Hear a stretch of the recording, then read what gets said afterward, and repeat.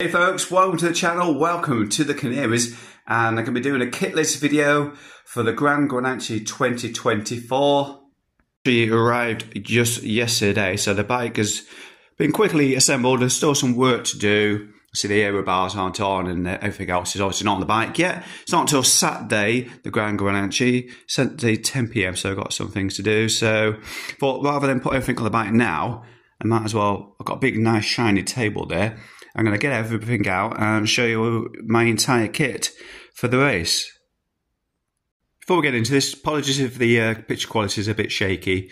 I forgot to bring the mounting bracket for the phone, so it might be a bit shaky. Anyway, here on the table we've got the sleep system ready to show you. So let's take a look. We have got some puffy pants.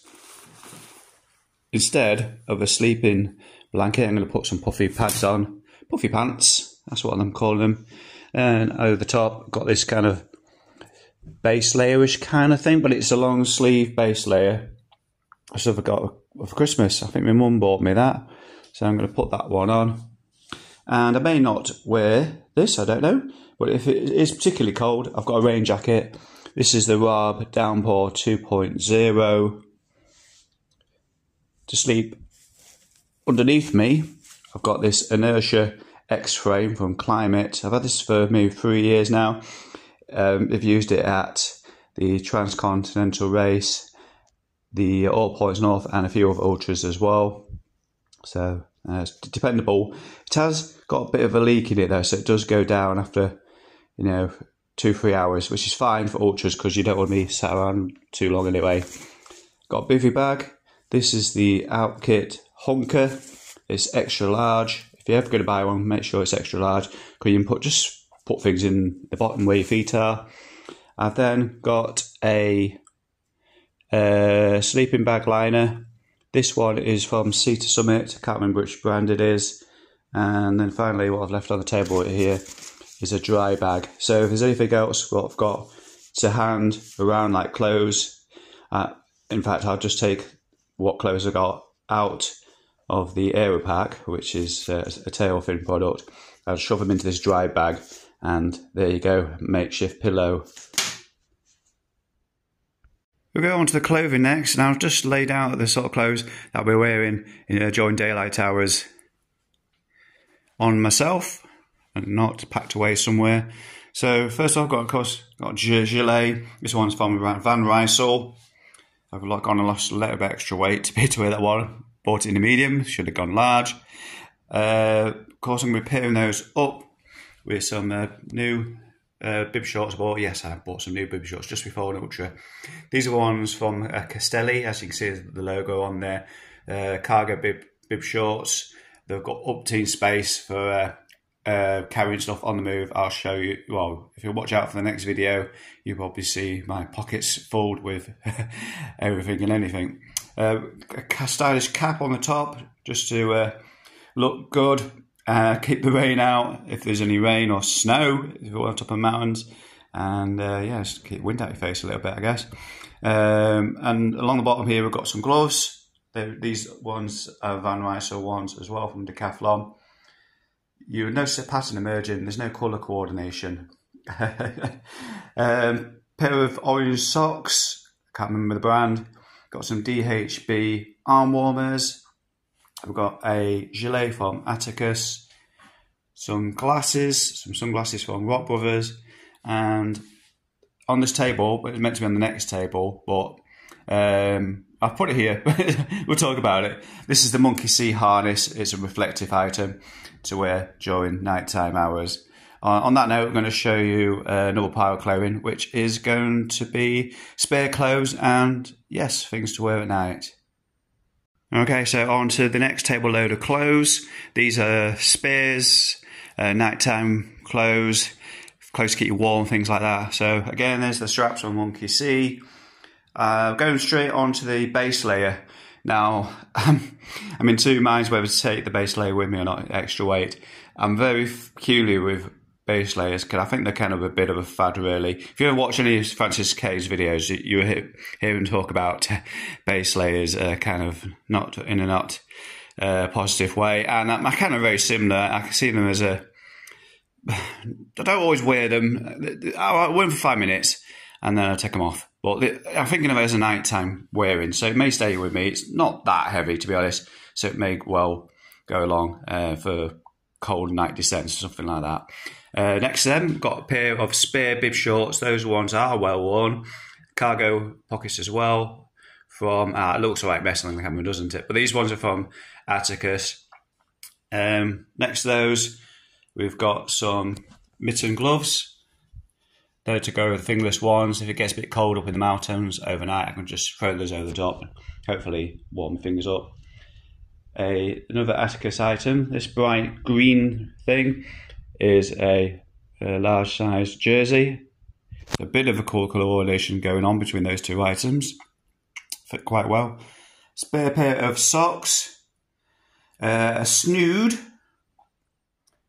and some leg warmers. They're from DHB, those ones. So that's kind of my spare clothing. Some of these may be questionable whether I do pack them or not. Next category on this kit list is food, nutrition, what I'm going to be eating and drinking while I'm going through Granguanche. So let's look at start with water bottles. Got 2 along with me. I'm also got a cage on the fork and a strap so I can attach a third for nighttime riding. I just go to a shop, buy any sort of drink and take that along with me. But on the table right now, starting from the top, we've got some hydration electrolytes, some caffeine ones there, and regular hydration from Sturka. This is all Sturka products. Got some carb mix, it's like food supplements for during the ride. Probably for the overnight section, I'll have at least one of those mixes to keep me going. Brought some gels along as well. I'm not really a gel person, but there's some caffeine in here as well, so that will help for the night time. They've got 3 different brands here: caffeine, Nitro Plus, and a gel 30 as well. Not sure what the difference is between each of those, but maybe it's probably different flavour, different nutrients and things like that. So I brought those along. And finally, off to the side, at the last event I did, the Pan Celtic race, I bought some of these Lucio Guave energy bars. So I bought some more again.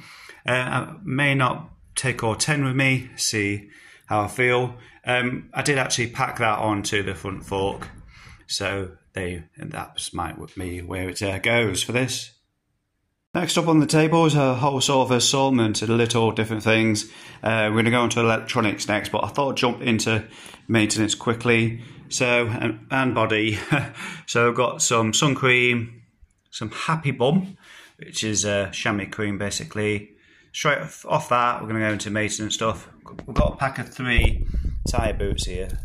I know they don't weigh anything, but I probably don't need to take all 3, so I'll probably strip 2 of those away, or maybe 1 of those, I don't know, or maybe just take the lot, because they don't weigh anything. We've got a multi-tool. Is this the one I'm taking? Yes, that's the one I'm taking because of extra long arms, hexes, a pump, and 2 inner tubes. I will be running tubeless on this, but yeah, thought I'd bring. Well, I did 1. That's a Tubolito in there. That's a regular tube. So I wasn't going to bring 1, but I'm going to actually bring 2. Now I do have other stuff as well, but I can't be bothered to take it all out, and it's all snug away on the bike. But on the top there, we've got this Piggy system from 76 Projects. As you can see, it's created space near the bottle cage for carrying other bits and bobs. And next to that, I've got this bottle holder thing on the 3rd bottle cage position, which has a whole assortment of things in there which I'm not going to take out right now. I'm going to move back to the table and show you another assortment of stuff. This is well, we'll go through it. Things for the trip. I brought some tape. That's going to put some more on the bike somewhere. Now these are useful to have if you're coming on a holiday. They just go into the disc brakes to what you find is when you're transporting your bike, the levers will be held down possibly for an extended period, and you might get to your destination and realise that the brake pads have got stuck together and not released, so these just hold them in position during transport. I've also brought a rather fetching multi-tool kit, or loads of different hex keys. That's from Vel. Also, you need those for assembling your bike back together again over there. And as you saw, I've not got any pedals on yet as well. And then next to it, I've got an assortment of straps. A couple of those I'll take with me on during the Granguanche. One to strap the Lucio energy bars to the front fork and for water on night time, and another one as a spare. And up here finally on this selection of items, doesn't that look attractive? That's the aero pack from Tailfin. It looks like that because it comes transported in the box, and I've still got to put that together as well as put the rack itself together as well. So it's looking very unhappy in the corner there. And the final selection of items on the table, there's actually two categories here. In fact, it's actually third, because I've got about health. So in here, we've got some earbuds as well to stick on the night time in case anybody's snoring and I'm in a loud place. I can just shove those in and yeah, listen to silence. Anyway, take that out of the picture. I'm going to go on to what I'm going to be carrying with me in terms of electronics, my favourite section of these kind of videos. Power and lighting. So, GPS.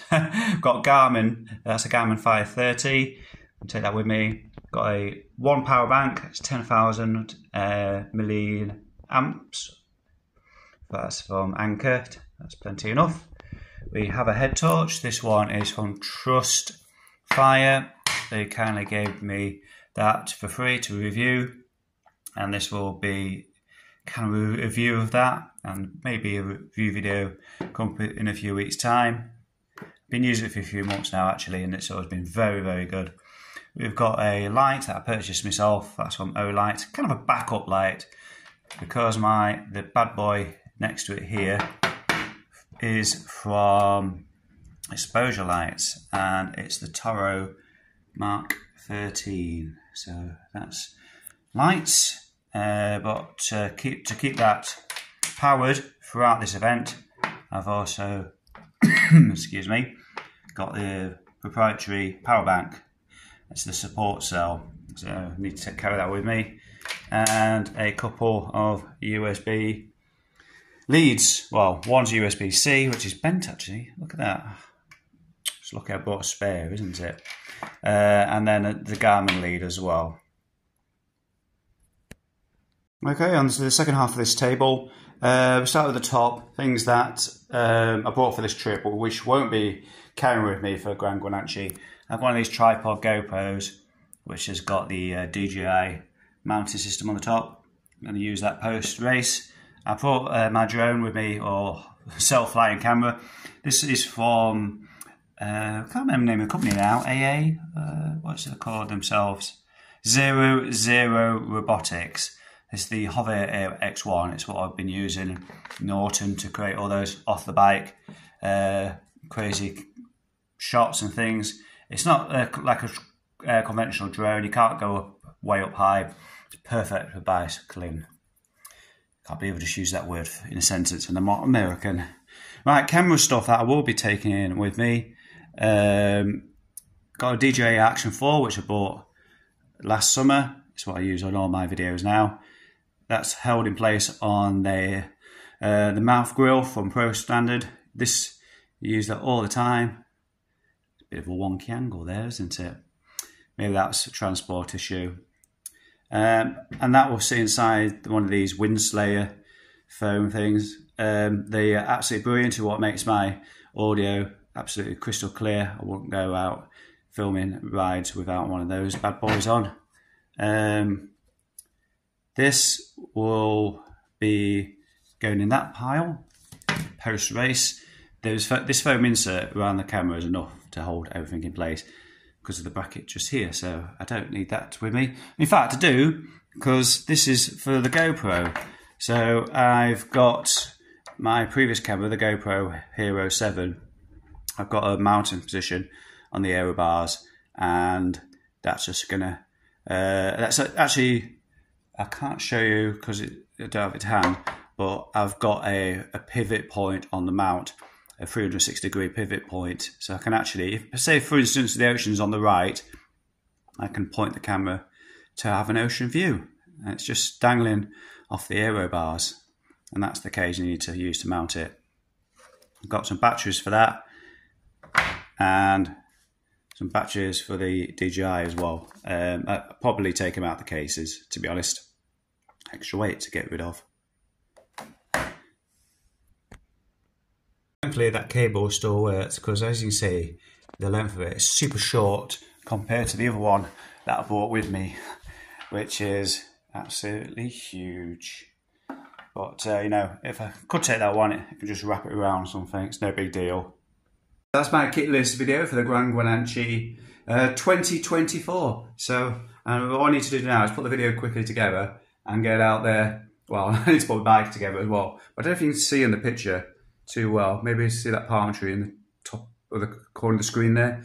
It is very windy outside. It's very stormy. It was actually raining last night. That's the last thing I wanted to see when you're landing the Canary Islands. Anyway, yeah, I'm going to go out, enjoy the sunshine, bit of a shakedown ride here in Lanzarote.